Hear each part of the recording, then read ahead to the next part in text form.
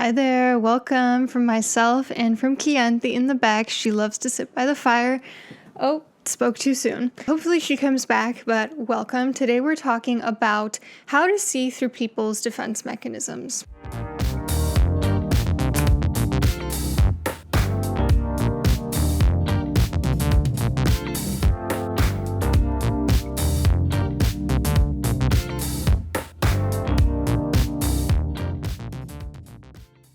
Now, when you're a therapist, a lot of people come up to you and ask you, oh, can you read my mind? Or do you see through people? Can you see beyond people's defenses?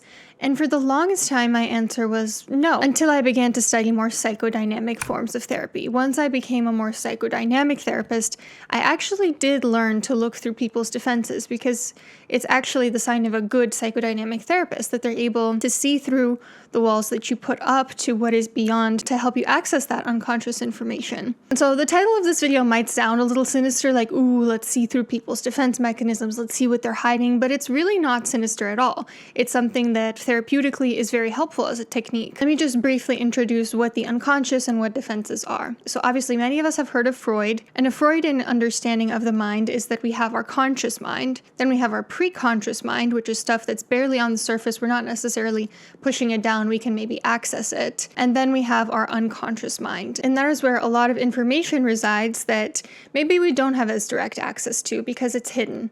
It's hidden primarily by defense mechanisms. Defenses are basically ways that our mind tricks us into not seeing what's in the unconscious because it feels like we're not ready for it. We can't handle what's in the unconscious, and therefore it wants to make sure that we're emotionally safe. Now, as you can imagine, it goes overboard. A lot of times there are people who move through the world in a very, very defended way where they can't see blatant truths about themselves or about the world or about other people because their defense mechanisms are too strong. They're overprotective. They're not allowing them to see reality for what it is. That's essentially what defensiveness is. It's a protective mechanism so that we don't get hurt or so that we can defend ourselves if we feel attacked in some psychological situation. And as you'll see with a lot of this unraveling defense mechanisms, it comes down to defenses make things seem like the opposite of what they really are. If unconsciously you feel sad, defense mechanisms are saying, oh my God, I feel so happy. Now, before we get into that, I do want to mention I just released a relationship skills course called the Connection course. I get a lot of therapy inquiries from you guys, and I'm not currently taking on any more clients. And even if I were, I wouldn't be able to see people across state lines. And so what I wanted to do is to still provide a resource for people that are coming in for relationship issues and want to work with me and don't get a chance to. And this course is definitely not therapeutic. It's very different. It's more just teaching you skills, but it is a great way to gain access to the information and skills that I'm familiar with that could help you in relationships. The course is currently $40 off for the sale launch. And so if you want to take advantage of that, do so below. There are also pay over time options as well. All right, let's get into defenses, how to see through people's defense mechanisms. I feel like one that I've been noticing recently is something called reaction formation. Reaction formation is when somebody expresses the exact opposite of what they really mean. It's essentially a way of preemptively justifying or denying unacceptable thoughts or feelings. So for instance, people might say, I'm not trying to be mean, but, or I have nothing against her, but, or I'm gonna let you finish, but. And this is actually something that I do touch on in my course, the idea of but. Anytime you say the word but in a sentence, the person hearing that doesn't really believe everything you said before the but. They kind of know that what you're about to say next is what you really mean. I think it's interesting that a lot of people, when they have an unpopular belief or a controversial viewpoint, they will preface it with, I'm not trying to say this, and that is exactly what they're trying to say. And I recently realized that's actually a great example of what virtue signaling is. You know, like when someone puts, for instance, anti-oppression in their Instagram bio, it's like, okay, like, I don't think anyone thought you were pro-oppression, but now I'm kind of wondering if you might be. Because it's really important to pay attention to the ways that people preemptively justify themselves and try to think about maybe they actually do mean that thing. Let me give you another example. Recently, I was talking to someone and I was sharing my feelings. I didn't make any sort of accusation, but I shared my feelings about something.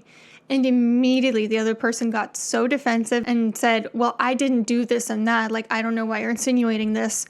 I hadn't insinuated that. I was just sharing my feelings. But because they deep down felt responsible for my hurt feelings in that moment, they felt the need to respond through this reaction formation, through stating the exact opposite of what they knew deep down to be true. So that's reaction formation. Pay attention to when people unsolicitedly state things that just seem kind of strange, and ask yourself, do they maybe mean the opposite of what they're saying? Another thing to pay attention to is when people have disproportionate reactions.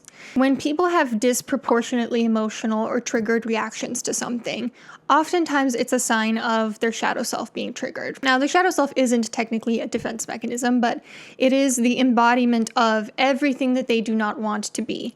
It is the most ego-dystonic form of them, meaning it is a personification of everything that they strive to be the opposite of in day-to-day life, either because of childhood experiences or because of experiences in their adult life, doesn't quite matter. When somebody gets disproportionately triggered about something, it's usually a reflection that they see that thing in a part of themselves, in a part of their shadow self. And shadow triggers come up especially when people feel like they haven't been doing a really great job of suppressing their shadow self. Let's say that somebody comes into your home and says, "Oh, it's kind of messy today."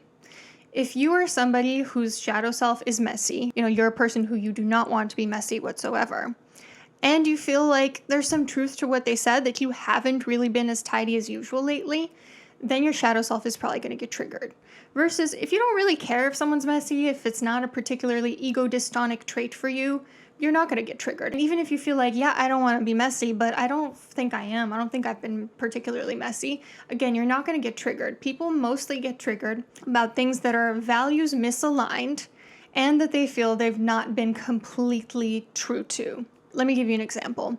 Recently, I was watching this documentary about homelessness and drug use issues in Seattle. And there was this guy who was being pretty mean in the way that he was approaching it, being very harsh with people, putting them on blast on social media, stuff like that. And when I heard the way he was speaking about it and how emotional he was getting about it, I turned to my husband and I said, I feel like he has some sort of drug issue in the past, because he's getting so defensive over this that I feel like it's personal for him. And what do you know, 10 minutes later in the documentary, you learn that he was actually a drug addict and sold drugs himself. So that was definitely what was going on. It is so much easier for us to get triggered over things that we don't want to accept about ourselves. And either when somebody makes the slightest accusation about us, or if they themselves do the behavior that we don't like to see, we have a disproportionate reaction. It's totally fine if something doesn't sit right with you to speak up about it, to bring awareness to it, to even express emotions, but pay attention to moments when people are just disproportionately upset about something, because it likely reflects something deeper for them. Let's move on to projection. This one's going to be probably the heftiest chapter in this lesson.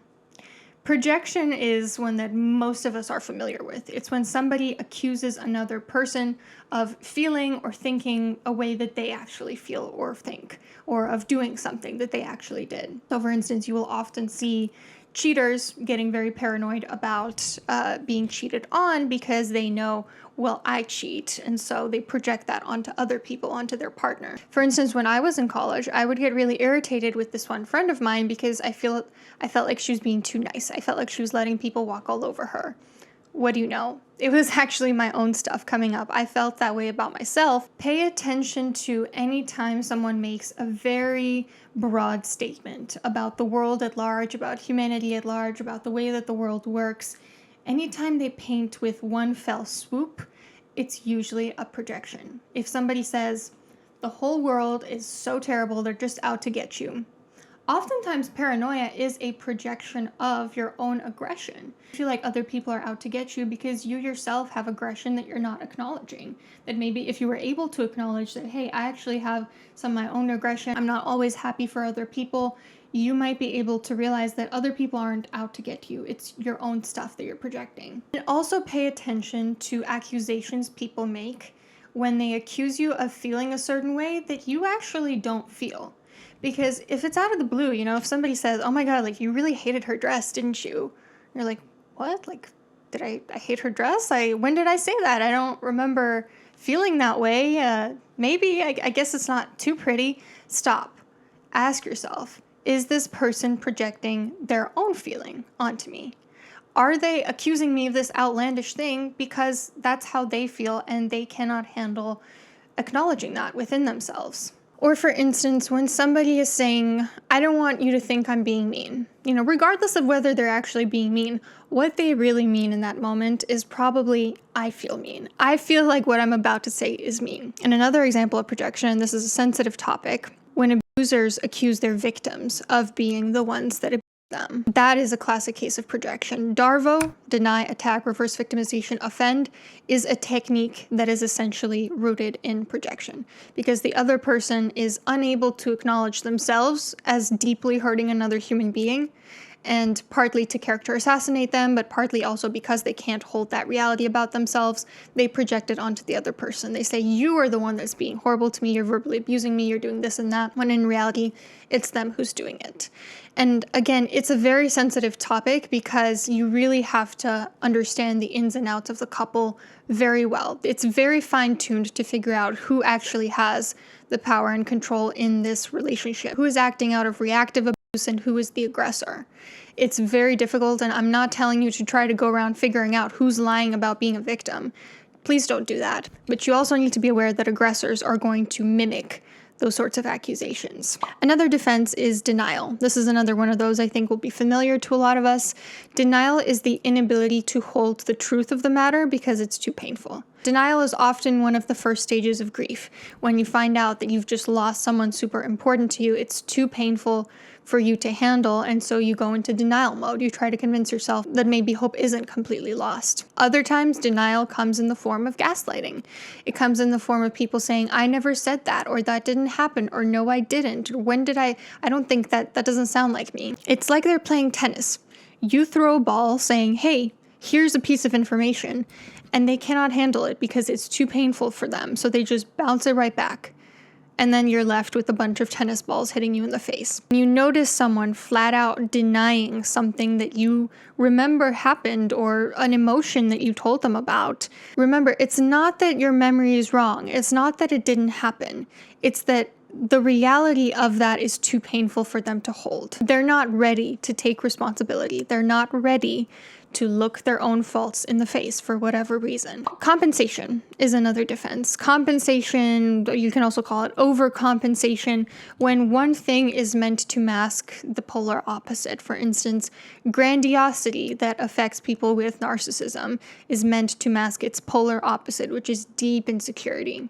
Or perfectionism is meant to mask feeling never good enough. Or mania. From a psychodynamic perspective, mania is a defense meant to mask depression. You have this deep pit of sadness inside you. The way that your mind reacts sometimes is to swing to the opposite side and convince you that you're on cloud nine and that everything is just groovy and that you are the happiest person in the world. And of course, everything in life tries to balance itself out.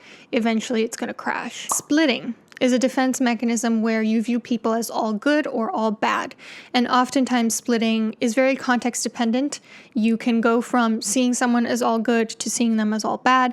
And you can sometimes also split groups of people, saying all nurses are bad, all doctors are good, for instance. How to notice when someone's splitting? Pay attention to people who aren't able to live in the gray, who describe people as all good or all bad, or are not able to hold both. They can't say, yeah, this person really hurt my feelings, we had a really toxic friendship, and also I wish them the best. And also we had a first couple of years of the friendship that was pretty good. They struggle with that. And even if they verbalize it, even if they say two realities that seem contradictory, you get the sense that they're only able to really feel one side. They're only really able to feel that this person's all bad or that this person's all good. And also pay attention to people who do that to you. Pay attention to people who, you make one mistake and suddenly you are the worst person in the world, or you're just minding your own business and suddenly it's like, oh my God, you're the best. You're the best person ever, because they're going to switch up on you at some point based on context, based on how you trigger them, based on other people that come into their life. They're going to switch up. You're going to become the bad object at some point. And sometimes they'll literally juxtapose people. They'll say, oh, Vanessa is the best. She is my best friend. She's nothing like Sasha, who was just like so terrible to me. That is, again, that polarity. It's needed to balance everything out in life. People don't want to feel like they're being super harsh. They want to feel like they're being charitable. So they'll often elevate one person while putting down another and saying, well, yes, I'm putting down this person, but you, I'm elevating. I think you deserve to be elevated. And it might feel good in the moment if you're all good and somebody else is all bad that they're referencing, but trust me, it's not going to feel so good when it switches up on you. Now, defenses related to this are idealization and devaluation. And it's kind of similar. When you idealize someone, you see them as all good. And unconsciously, you see yourself as the opposite. You see yourself as completely devalued. And the opposite is true as well. You see somebody else as completely devalued, worthless, terrible, and unconsciously you idealize yourself. Because anytime we devalue someone, we're basically saying, oh, I'm nothing like that. I'm so much better than them. So if you feel idealized, think about how the person you're talking to might actually feel worthless deep down. Or if you feel devalued, realize that the other person is doing that because they're trying to idealize themselves. It's not that personal. It's really more about their self-esteem than it is about you. Now, I think I have a really remarkable opportunity here to talk a little bit about how defenses show up with public figures. I would by no means say I'm a famous person. I am a public figure on the internet with a relatively large audience. And the more my audience has grown, the more outlandish some of the accusations and comments that I get are. And I think that's because the bigger you make it, the easier it is for people to project on you. You know, like a couple weeks ago, I got this comment that said, I hate quirky psychopath YouTubers like this. I wouldn't necessarily think of myself as either quirky or a psychopath. And so when I hear stuff like that, I think that's so interesting that that is what this person chose to see in me. I just don't think you can as easily do that when someone has, say, 120 subscribers versus 400,000. It's easier to project on more public figures because on some level you don't see them as human. You don't, you just don't. You see them as like larger than life and you project your own stuff onto them. Another really big example of this, I actually made a video on this because it was so concerning to me. When the whole Hailey Bieber, Selena Gomez, the most recent scandal came down, everyone was saying, oh my God, Hailey Bieber is such a mean girl, while at the same time being incredibly mean to her, saying horrible things in the comments. That was a case of them projecting their own issues onto a public figure that they frankly do not know anything about. That's one thing, is people project their own stuff onto public figures. Something else is that their own insecurities come up completely untriggered by anything the other person did. A person could literally just look like their ex and they would hate them. Or if a person is like university professor and they want to be a university professor and they feel bad that they're not able to become one, they're not able to get hired or get a doctorate or whatever it is, then that envy is going to result in a whole lot of vitriol directed towards that person. Something else is that a lot of times people will devalue the figure to idealize themselves. Or sometimes they'll idealize the figure. They'll say this person's all good. And then eventually they'll switch on them. They'll do splitting. They'll go from saying this is the coolest person in the world to I hate this person. I wish they were canceled. They also displace their issues. I haven't talked about displacement in this video. Again, I talk about it in the Hailey Bieber, Selena Gomez video. Displacement is when you put your emotional reaction onto the wrong target. Let's say somebody makes you mad, you go and unleash it on somebody different. People displace their stuff onto celebrities all the time. They displace issues that they have with people in their real life onto public figures. And they also let their shadow self get triggered. Like I said, pay attention to disproportionate reactions. When somebody has a disproportionate reaction to something a celebrity that they don't know does, oftentimes it's because that person did something that is a part of their own shadow self. Now, I've talked about defenses more specifically, and this is by no means a comprehensive list. There are dozens upon dozens of defenses. But let's talk a little bit about general defensiveness. General defensiveness, the way to see through people's general defensiveness is to pay attention to what people get defensive over, even when no accusation was made. Pay attention to what people perceive as an attack or preemptively justify or excuse themselves over, because it reflects something about how they see themselves or something that they themselves are insecure over. For instance, a while ago I was talking to someone and they preemptively sort of justified something they had said. And I was like, okay, that's interesting. I made note of it. I didn't automatically assume they were lying to me. I waited for more evidence. But I did pay attention to the fact that they felt the need to preemptively justify this thing they had said to me. And later on, it did come to light that they had lied to me. They were defensive about something they told me because they knew it wasn't true. I didn't know that. I didn't accuse them of that. They were the ones that outed themselves. And also, when we talk about general defensiveness, pay attention to what people don't say. This is important. People talk a lot, and yes, you can see their defenses through what they say and what they do. But you can also see their defenses through what they don't say and what they don't do. For instance, I've recently started this habit that I love every single day. This is not sponsored or anything, but I have this journal that I've been doing with my grandma. Let me show it to you one sec. It's called Grandma's Story. It's so pretty. And so it has just a bunch of questions to ask your grandma about her life, her upbringing, words of wisdom, all that stuff. And I thought it would be so cool if every day when I call my grandma, we could run through a few of these questions and I could transcribe what she's saying. We were running through her early childhood, and I noticed at one point that she didn't say anything about her sister, her younger sister. In all her memories, when I asked her, who did you play with? What did you play with? Did you live in your own room? She never brought up her sister. And at one point I asked her about it. I said, you never talk about your sister. And again, she wasn't able to really give me an explanation as to why. The only thing I can surmise is that her sister, for some reason, brings up painful emotions that she's not ready to hold. I suspect it might have to do with the fact that she outlived her little sister by a good few decades. So also pay attention to what people don't talk about. Pay attention to the things that you would think are super emotionally important for them to discuss that they just don't bring up. I hope this video gave you some insight into how to see through people's defenses a little bit. I hope it also gave you some insight into your own defenses. That is always the goal of psychology, is to see through your own, but I think it's important also to be mindful of others' defense mechanisms, because sometimes they can harm the people around us. When we're overly defensive, when we're not aware of our defense mechanisms, not working through them, it can be harmful. So if you're able to arm yourself with this information and realize when someone is splitting on you, devaluing you, projecting on you, I think you will be able to better take responsibility for just what is yours and to leave the rest behind. Don't forget to check out the course if you're interested. Check out my books in the description box, and I'll see you soon.